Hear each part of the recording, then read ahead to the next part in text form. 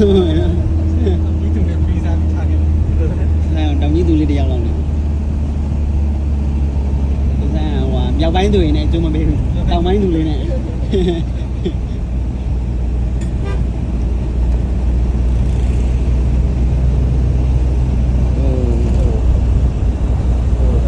ောင်းလိုက်တာတောင်ကြီးမိုက်တယ်တောင်ကြီးမိုက်တောင်ကြီးကလူနေဝေရန်တော့ပိုကြိုက်လောက်တယ်ဟိုမြို့တော်ဆိုတာလေဝေရန်လိုချင်တာအဆုံးရမှာ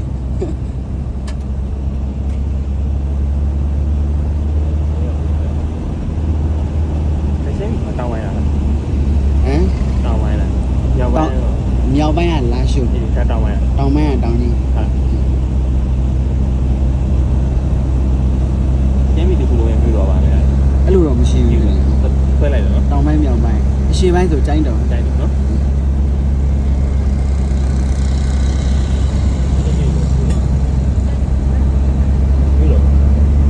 ်အောက်ခြေကအေးတာရ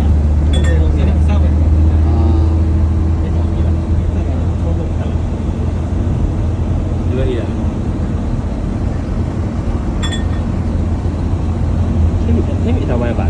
နောက်ပိုင်းမရှိဘူး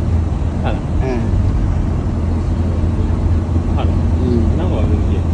တောင်မရှိတော့လို့လေနောက်မှမြန်မာပြည်လေပိုင်းဖြစ်သွားပြီမြန်မာပြည်ဟိုက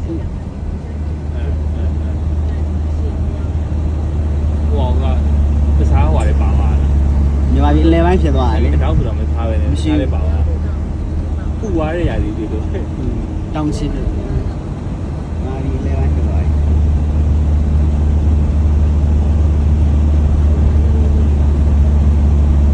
အဲ့မမျိုးတော့ဟိုရဲထည့်ရတယ်မလေးလေးထည့်ရတယ်ဟ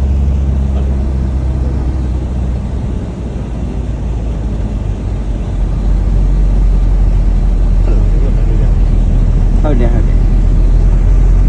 ပေမဲ့အေးနေအေးစိတ်နေမျိုးကဟိုရဲတောင်းဟိုရဲနေမှာတောင်းနေပါနေမှာရှိရ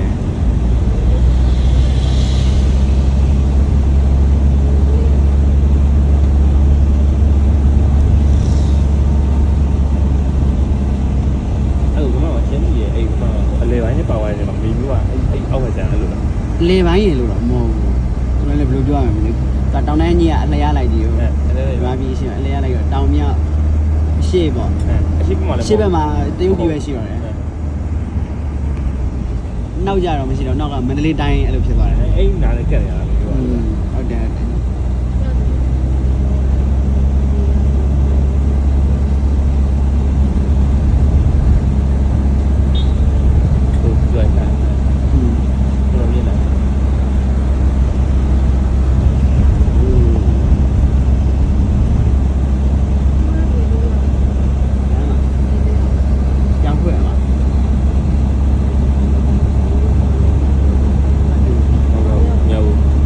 မြောက်ဘူးတယ်နော်။အော်